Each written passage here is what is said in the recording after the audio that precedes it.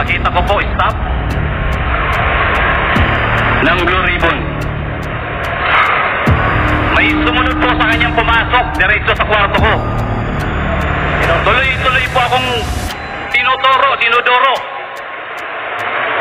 Jimmy, pag binanggit mo ang pangalan na to, pag binanggit mo to, mamamatay ka.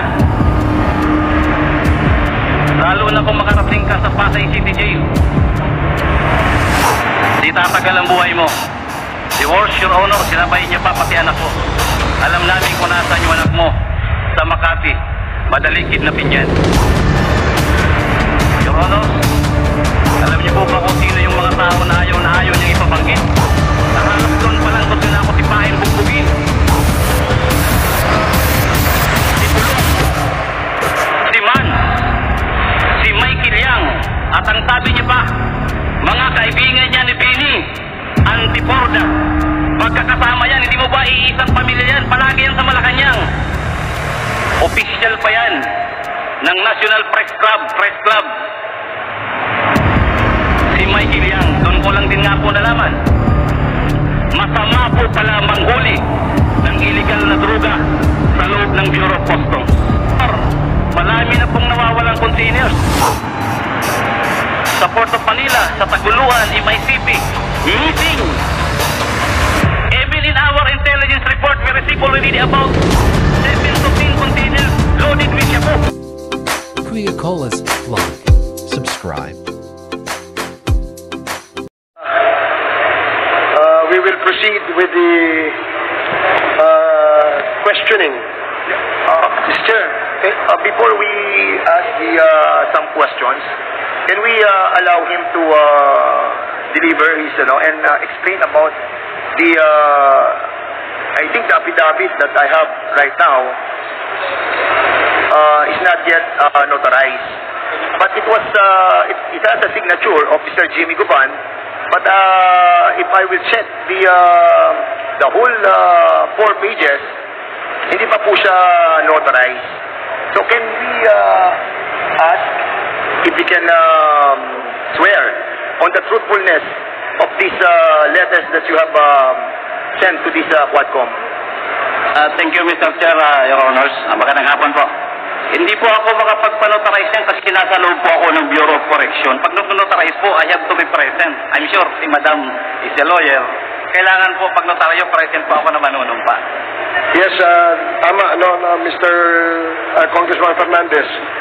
Dito na lang, sa harapan ng committee ito, ay susumpaan mo na iyong sinulat dito sa inyong affidavit na inyong pinirmahan ay ang katotohanan at pawang katotohanan lamang. Yes, Your Honor. Okay, maraming salamat, Mr. Guban. Now, siguro, let us proceed. Bago tayo magtanong tungkol sa kanyang affidavit, siguro, baka pwede bang malaman yung personal circumstances mo? Kung sino ka, ano ang iyong trabaho, at bakit ka nakakulong? Maraming salamat po mga kagalang-galang na kongresista, the Honorable Chairman of this committee. Bago po sana ako mag-introduce, mas gusto ko po sanang basahin muna ang letter ko po sa inyo para mas malinaw kung ano po ang intention ko dito at kung tama po ang hinihiling ko sa inyo. Yan bang, Your Honor, ang iyong babasahin ang buong kabuuan ng iyong affidavit? Your Honor, may request that may case be investigated of this Quadcom committee. So, Honorable Ace Barbers, Congressman Bimbineda Abante, Honorable Congressman Paduano, and Congressman Dan Fernandez. As I am asking Your Honor, at least, siguro kahit ito yung last 3 paragraph, with the forum which this Quadcom will provide, I wish to express my intent to be part of the investigation. And I undertake to tell the truth, if nothing but the truth, to shed light on the proliferation of illegal drugs. Should you consider me as one of your resource person, may I respectfully request that I be given immunity from prosecution and placed within the jurisdiction of the House of Representatives or the Witness Protection Program, considering that my testimony will cause serious and imminent danger to my life and ourselves incriminatory. For your consideration and perusal, of course, Your Honor, I attach herewith copies of my sworn statement containing my proposed testimonies and judicial affidavit containing my retraction of my previous testimonies during the Senate, my testimony in the court, more particularly my statement that Colonel Asierto has personal knowledge of the importation of two magnetic lifters containing shabu and confiscated in Manila International Container Port on August 7, 2018. Your Honor, again, magandang hapon po. Sa hearing po namin sa korte, RTC Branch 35 sa Manila, binago ko na po yung statement ko doon. Na ngayon ko din po may lalabas kung bakit po tinuro si Colonel Asierto para mag-disguise ako. Pero mas mabuti po na ikwento ko ng sunod-sunod para po malaman ng ating mga kalanggalang na kongresista at mga namumuno po sa bawat committee. Dahil ako po ay ngayon pong August 7 is my 6 years nung mahuli po yung magnetic lifter sa custom. September, I think, kung di po ako nagkakamali, was my 6 years when I was cited in contempt in the Senate. Kaya pag binilang ko po, halos 6 years na po akong pinahihirapan sa kulungan. Hindi ko po mailabas ng todo ang aking hinaing. Dahil sa Senado pa lang, pagkahuli namin ng magnetic lifter sa customs, pagdating ko sa Senado, tinutukan ako ni Poncio Pilato. Yan po ang totoo. Nahuli po namin ang magnetic lifter with shabu sa Manila Container Port together with PDEA. Then, kasama ko po si Colonel Pardo, Director of the NCR PDEA. Kasama po rin po namin si Colonel Asierto. Kami po ang nagbuo nito para mabuo ang malahat at maayos at mahuli ang illegal na droga dahil yun po sa utos din sa akin ng Director ng CIS where I belong. Ako nga po pala si Jimmy Guban, Intelligence Officer ng Bureau of Customs before. Then I was also designated as the Chief OIC of the CIS Port of Manila.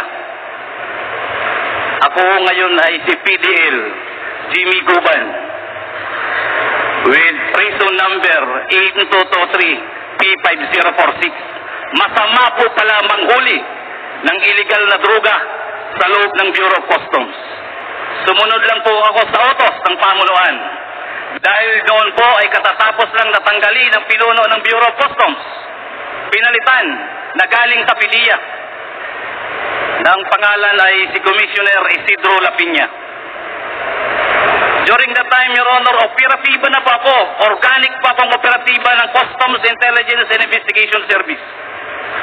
That is 17 years. Marami pong inuutos sa akin, marami pong reports na nare-receive namin. Na still, nandoon ang mga tao ng first family at pati sila ay nag-i-influensya. During the first few months, Your Honor, malami na pong nawawalang containers. Sa Port of Manila, sa Taguluan, MICP, missing. Even in our intelligence report, we received already about 7 to 10 containers loaded with shabu. Isa ho itong magnetic lifter na isiswing nila na hinabol namin, inayos ko because I was tinted. May aksik na ho ako sa E2M. Nakuha po namin positibo, nag-joint press release ang BOC Commissioner at DG ng PDEA sa loob ng Bureau of Customs. It was a good accomplishment. Your Honor, pagdating ho sa Blue Ribbon Committee, nagbago. The night before the Senate Blue Ribbon Committee, may tumawag sa akin, hindi ko kilala, nag-ring ang cellphone. Another ring, may kasunod na text, nagpakilalang si Dis Mangawang. Dis Mangawang is our collector, deputy collector during that time sa Port of Manila. Nagpakilala siya kaya sinagot ko, pero hindi ko kami yan magkaibigan as an employee of the Bureau. Sinabi niya na tumatawag sa iyo si Paring Bini. Kausapin mo. Si paring Bini, I am referring to Mr. Bini Antiporda. Kausapin mo kung ano pa magagawa sa kargamento. Sinagot ko kagad siya. Madam, sorry. Trabaho, huli na yan. Accomplishment yan. Your Honors, pagdating po sa Senado, sa Blue Ribbon Committee, nag-hearing, after the hearing, sinight kagad ako, I was cited in contempt. Dinala ko kagad ako doon sa kwarto. Gusto ko kong magpahinga. Tiningnan ko kung anong pwede kong magawa. Dahil mali pala ang magtrabaho ng tama. May sumunod po sa akin na kumatok. Sabi ko siguro kung may tutulong sa akin, nagpakilalang, tiga Blue Ribbon to. Buksan mo pinto, babae. Sana po makuha natin ang CCTV. Nakita ko po, stop ng Blue Ribbon. May sumunod po sa kanyang pumasok, diretso sa kwarto ko. Tuloy-tuloy po akong dinodoro. Jimmy, pag binanggit mo ang pangalan na to, pag binanggit mo to, mamamatay ka. Lalo na kung makarating ka sa Pasay City Jail. Di tatagal ang buhay mo. The worst, Your Honor, sinabay niya pa pati anak ko. Alam namin kung nasaan yung anak mo. Sa Makati. Madali kidnapin yan. Your Honors, alam niyo po ba kung sino yung mga tao na ayaw niyang ipabanggit? Na halos doon pa lang gusto na ako sipahin, bugbugin. Si Pulong, si Mans, si Michael Yang, at ang sabi niya pa, mga kaibigan niya ni Bini Antiporda, magkakasama yan, hindi mo ba iisang pamilya yan? Palagi yan sa Malacanang. Official pa yan ng National Press Club. Si Michael Yang, doon ko lang din nga po nalaman. Your Honors, halos hindi ko humatansya na ang intelligence report namin ay doon palang validated na may mga trabaho si Michael Yang at ang kanyang kaibigan ng illegal na droga. Halos, sabi ko, Diyos ko, akala ko trabaho lang to. Your Honor, doon pa ako nag-isip, nanalangin, at sinabi ko sa sarili ko, para safety ako. At alam kong kaibigan ko naman si Ken Roberto at malapit sa intelligence report namin, siya na lang ang diniskais kong importer ng magnetic letter loaded with shabu. Your Honor, before the time nung ma-apprehend namin yung container, may kasama akong si Hernan Navarro. By the way, Your Honor, ang may-ari niya na Bicaba Trading, ang consignee na yan, ang may-ari ay tiga Calapan, Oriental, Mindoro. Meron akong kasama na tiga Oriental, Mindoro. Magkasabay, nalaman ko kagad kung sino si Mr. Bicaba Trading, Bidasto Cabral Barakil. Dahil si Hernan Navarro ay tiga roon, nasik niya kagad kung sino si Bidasto Cabral Barakil. Ang pamilya ay nandun lang ang pamilya ni Hernan ay tiga roon sa Calapan City. Si Mr. Barakil ay nagtatrabaho lang bilang traffic enforcer sa Calapan City. Bago ko yung binigay sa PDEA. Inalam at kinausap ni Agent Hernan Navarro. Umuwi, kinausap, tinawag. Pare, pag-i-confirm mo na lang kung meron parating or what. Alam niyo, yung tatlong tao, normal na normal. Parang walang nangyayari sa kanila. At yung isang insik, dalawa o tatlo, sabi sa akin, pare, yung insik nga, hindi takot eh. Sabi ko, bakit? Sabi niya, Michael Yang yan eh. Michael Yang yan, and Mans, Pulong. Sabi, hingi na lang ng tulong sa inyo, tulong yan. Wala pong kakwenta. Parang hindi po na, parang normal na normal lang. Na yung importation ay kay Mr. Bidas, ang consignee ay Bicaba Trading. Your Honor, yun pong tatlong yun, Nakuha po yun ng PDEA. Invited by the PDEA or arrested. It was only presented once sa Senate. Umamin sa Senate sa kanya yung argumento gamit. Pinakiusapan siya ni Mr. Polichin. I'm sorry, Your Honor, wala pa akong copy. Nagaling po talaga ako sa Bucor.